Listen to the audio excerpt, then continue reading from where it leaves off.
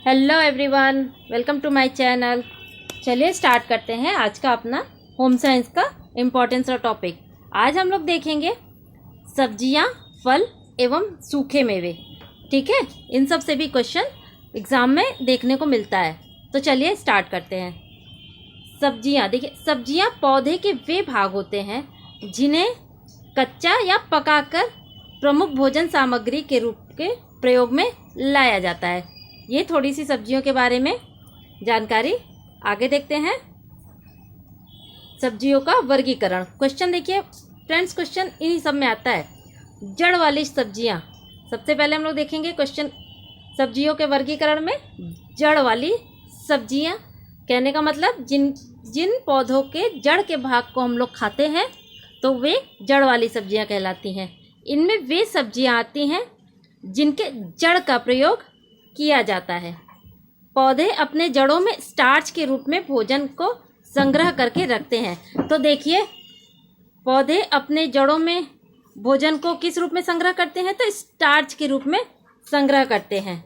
अब देखिए इसके उदाहरण, एग्जाम्पल से ही हमेशा क्वेश्चंस बनते हैं। तो जड़ वाली सब्जियों में देखिए गाजर, मूली, शलजम और चुकंदर, ये जड़ वाली सब्जियां हैं। आगे देखते हैं।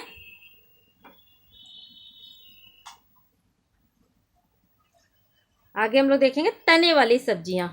ठीक है, तने वाली सब्जियां, इसके अंतर्गत कंद वाली सब्जियां आती हैं जिनके तने के भाग को हम लोग खाते हैं। पौधे भोजन का संग्रह इसमें देखिए कहाँ पर करते हैं? तो अपने तने में करते हैं। किस रूप में?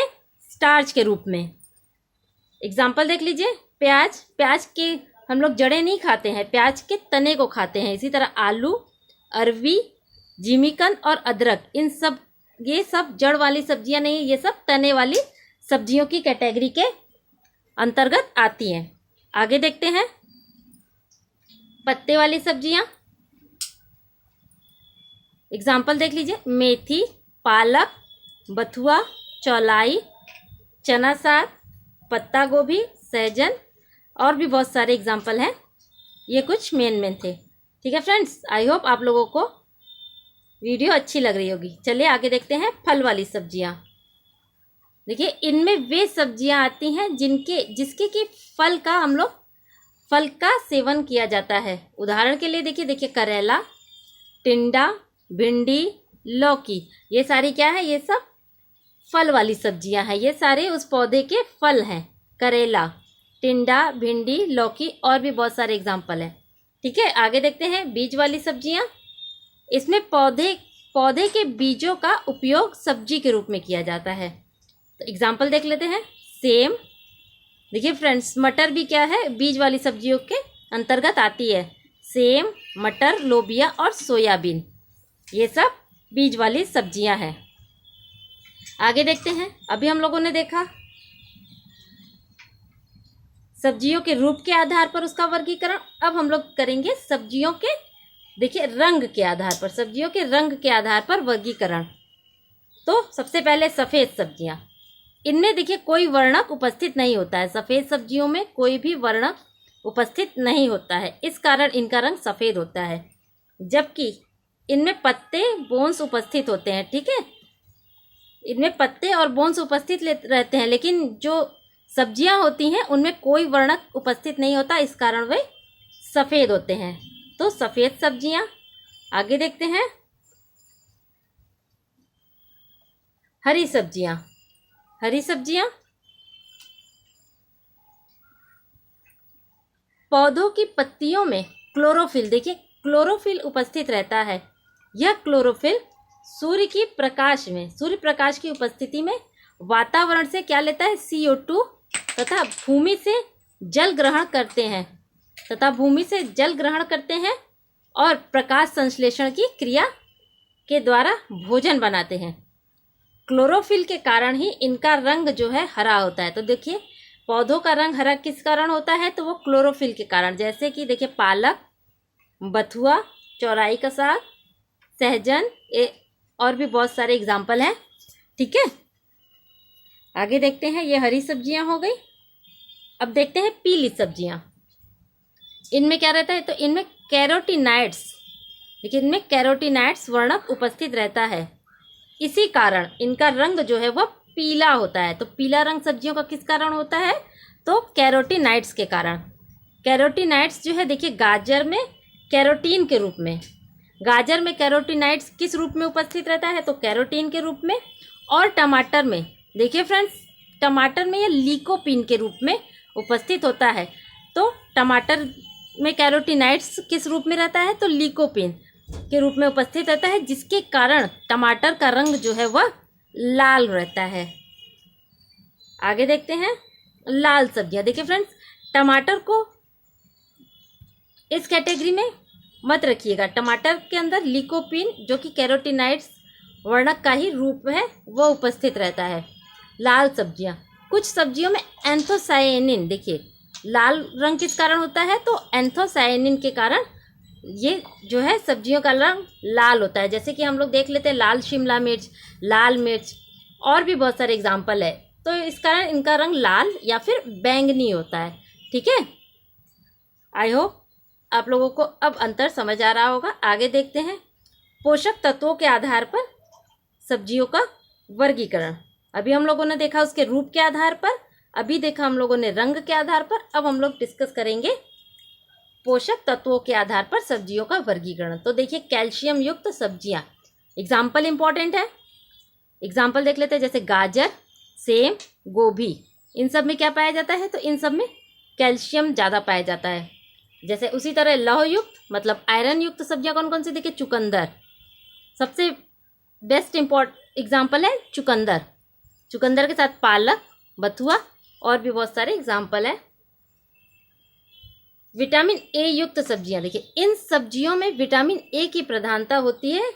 सब्जियों में कैरोटीन उपस्थित होता है जो शरीर में जाकर विटामिन ए में परिवर्तित हो जाता है। तो जो सब्जियों में देखिए जो कैरोटीन उपस्थित होता है, कैरोटीन वर्णक, वह बॉडी में, हमारे बॉडी में जाकर किस रूप में बदल जाता है? तो विटामिन ए के रूप में बदल जाता है। एक इंपॉर्टेंट पॉइंट है कि सब्जियों का कैरोटीन किस रूप में बदलता है? तो विटामिन ए के रूप में बदल जाता है। एग्जाम्पल देख लीजिए, गाजर, पपीता, कद्दू, इनमें विटामिन ए पाया जाता है, मतलब कि कैरोटीन पाया जाता है। आगे देख लेते हैं सब्जियों का पोषक मूल्य, पोषण मूल्य इनका देख लेते हैं। कार्बोज, जड़ तथा कंद वाली सब्जियों में कार्बोज स्टार्च के रूप में उपस्थित रहता है। ठीक है, ये ऊर्जा के उत्तम स्रोत है। तो जड़ तथा कंद वाली सब्जियां किसके उत्तम स्रोत है? तो ये ऊर्जा, एनर्जी के उत्तम सोर्स हैं। एग्जाम्पल ले लेते हैं, आलू, प्याज, शकरकंद, अरबी, गाजर, मूली, शलजम। ठीक है, आगे देख लेते हैं प्रोटीन, किन में प्रोटीन पाया जाता है? तो फलों तथा बीज वाली सब्जियां प्रोटीन प्रधान होती हैं। तो फल तथा बीज वाली सब्जियां क्या होती हैं? प्रोटीन प्रधान होती हैं, परंतु इनका प्रोटीन अपूर्ण होता है। तो देखिए ये प्रोटीन प्रधान तो होती हैं, लेकिन इनका प्रोटीन जो है वह अपूर्ण होता है। क्यों? क्योंकि इनमें एक या दो अमीनो अम्ल ही पाए जाते हैं, इस कारण। एग्जाम्पल देख लेते हैं, मटर, सेम, लोबिया, सोयाबीन। ठीक है, आगे देखते हैं बीज विटामिन्स।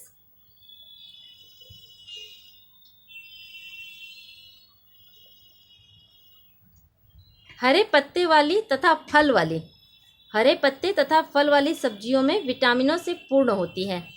इनमें विटामिन ए, बी, सी जो है वो उपस्थित रहता है।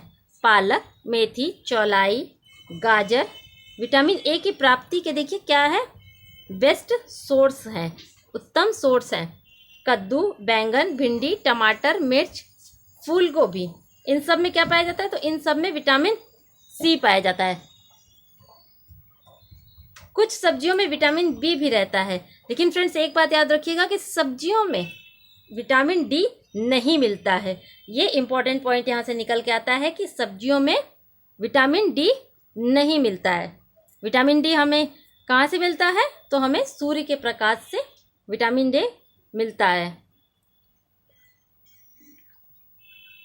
आगे देख लेते हैं खनिज लवण। सब्जियां खनिज लवणों की भी उत्तम सोर्स हैं। हरी पत्तेदार सब्जियों में लोहा तथा कैल्शियम रहता है। मूली, भिंडी, शलजम, बैंगन, इनमें क्या रहता है तो सोडियम एवं पोटेशियम जो है वह सफिशिएंट मात्रा में जो विद्यम रहता है। आगे देख लेते हैं सेल्यूलोज, रेशे युक्त सब्जियां देख लेते हैं। सब्जियों से रेशा प्राप्त होता है। रेशे का पोषण महत्व कुछ भी नहीं होता है। देखिए रेशे का कोई भी एज सच पोषण जो है इम्पोर्टेंस उसकी नहीं होती है, लेकिन यह भोजन के पाचन एवं आंतों की सफाई के लिए बहुत ही ज़्यादा जरूरी है। किसके लिए? भोजन के पाचन और आंतों की सफाई के लिए रेशा या सेल्यूलोज बहुत ही इम्पोर्टेंट है। आगे देखते हैं जल। हरी पत्तेदार सब्जियों में जल के अंश की मात्रा 80 से 90% तक, कितनी? 80 से 90% तक होती है। आगे बढ़ते हैं। अब हम लोग देखेंगे फल। सब्जियां हो गई, अब फल के बारे में डिस्कस कर लेते हैं। फल पौधे का वह गूदेदार, रसीला तथा मीठा भाग है जिससे उस पौधे के बीज विकसित होते हैं। तो पौधे के बीज फल में ही उपस्थित रहते हैं। आगे देखते हैं फलों का पोषण मूल। प्रोटीन। फलों में प्रोटीन की मात्रा बहुत कम होती है, परंतु कुछ सूखे मेवे में प्रोटीन की मात्रा अधिक हो जाती है। ठीक है, ताजे फलों में प्रोटीन की मात्रा कम होती है, लेकिन सूखे मेवे में फलों की मात्रा जो है वह प्रोटीन की मात्रा अधिक रहती है। आगे देख लेते हैं। फलों में कार्बोज शर्करा के रूप में उपस्थित रहता है। फलों में शर्करा, देखिए फलों में शर्करा ग्लूकोज, फ्रक्टोज तथा सुक्रोज जो है कार्बोज के रूप में उपस्थित रहता है। फलों में 2 से 20% शर्करा रहता है। कितना? 2 से 20%। आगे देखते हैं विटामिन। फल विटामिन प्राप्ति के उत्कृष्ट सोर्स हैं। ताजे रसीले फलों में विटामिन सी की अधिकता होती है। आंवला में सबसे अधिक विटामिन सी मिलता है। देखिए ये इंपॉर्टेंट पॉइंट, आंवला में सबसे अधिक विटामिन सी मिलता है। अन्य खट्टे फलों में विटामिन सी भी मिलते हैं। पकने पर विटामिन सी नष्ट हो जाता है, क्योंकि विटामिन सी पकने पर इसलिए नष्ट हो जाता है क्योंकि विटामिन सी जल में घुलनशील विटामिन है, इसलिए पानी के संपर्क में आने पर विटामिन सी नष्ट हो जाता है। इसलिए फल को कभी भी काट के धो के नहीं खाना चाहिए, उसे हमेशा पहले अच्छे से धुल के तब काट के खाना चाहिए। ठीक है। फलों का खट्टापन उनमें उपस्थित साइट्रिक अम्ल तथा ऑक्जेलिक अम्ल की मात्रा की भिन्नता पर निर्भर करता है। तो देखिए फलों में कौन सा अम्ल मिलता है, तो ये देखिए इंपॉर्टेंट है, साइट्रिक अम्ल। खट्टे फलों में, सभी फलों में नहीं, सिर्फ खट्टे फलों में कौन सा अम्ल मिलता है, तो वो साइट्रिक अम्ल, जैसे कि हो गया आंवला, नींबू, संतरा, इन सब में साइट्रिक अम्ल मिलता है। अब देखते हैं आहार में फलों का महत्व। फल में कैल्शियम तथा लवण अधिक मात्रा में रहते हैं। फलों में रेशा अधिक मात्रा में पाया जाता है, जो कि आंतों की सफाई करता है। रेशे से क्या होती है, तो आंतों की सफाई होती है। फलों में उपस्थित कैरोटीन शरीर में जाकर विटामिन ए में बदल जाता है। इंपॉर्टेंट पॉइंट, विटामिन सी शरीर में रोग प्रतिरोधक क्षमता बढ़ाते हैं। तो कौन सा विटामिन जो है रोग प्रतिरोधक क्षमता बढ़ाता है, तो कौन? विटामिन सी जो है वह रोग प्रतिरोधक क्षमता को बढ़ाता है। आगे देख लेते हैं। फलों में सोडियम, कैल्शियम तथा फास्फोरस के लवण अकार्बनिक रूप में मिलते हैं। तो देखिए किस रूप में मिलते हैं? अकार्बनिक रूप में मिलते हैं। ये रक्त की क्षारीय क्षमता को कम करते हैं। आगे बढ़ते हैं। फलों का पाचन तथा अवशोषण। फल भूख को बढ़ाते हैं। फलों का अवशोषण छोटी आंत की दीवारों से होता है। इंपॉर्टेंट है, फलों का अवशोषण छोटी आंत की दीवारों से होता है। फलों में रेशेदार पदार्थ होते हैं जो आंत की क्रमांकुचन गति को बढ़ाते हैं, जिससे भोजन आगे खिंच सकता है। रेशों में जल अवशोषण की अपार क्षमता होती है, अतः मल विसर्जन की प्रक्रिया जो है वह सुगमता से पूरी हो जाती है, जिससे कब्ज दूर होता है। तो देखिए रेशों से क्या होता है? कब्ज दूर होता है, क्योंकि आंतों की सफाई अच्छे से हो जाती है। अब हम लोग फ्रेंड्स पढ़ेंगे सूखे मेवे। अभी हम लोगों ने सब्जियों को देखा, फल को देखा, अब डिस्कस करेंगे सूखे मेवे, ड्राई फ्रूट्स। तो सबसे पहले प्रोटीन, देखिए क्या क्या मिलता है। तो प्रोटीन, इनमें प्रोटीन की अधिकता होती है। इनका प्रोटीन प्राणिज प्रोटीन पदार्थों के समान उच्च श्रेणी का होता है। साथ ही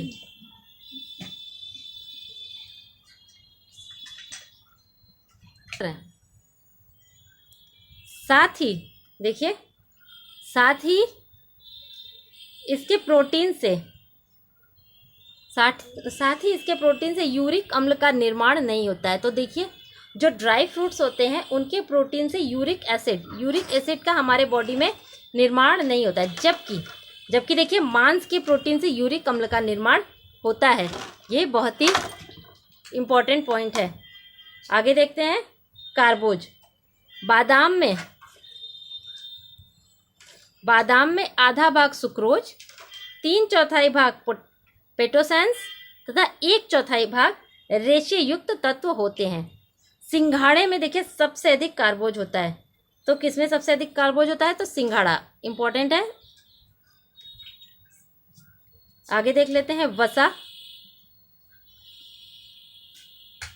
मेवे जो है वसा प्राप्ति के उत्तम सोर्स है। मूंगफली, नारियल, बादाम आदि में वसा की भरपूर मात्रा होती है।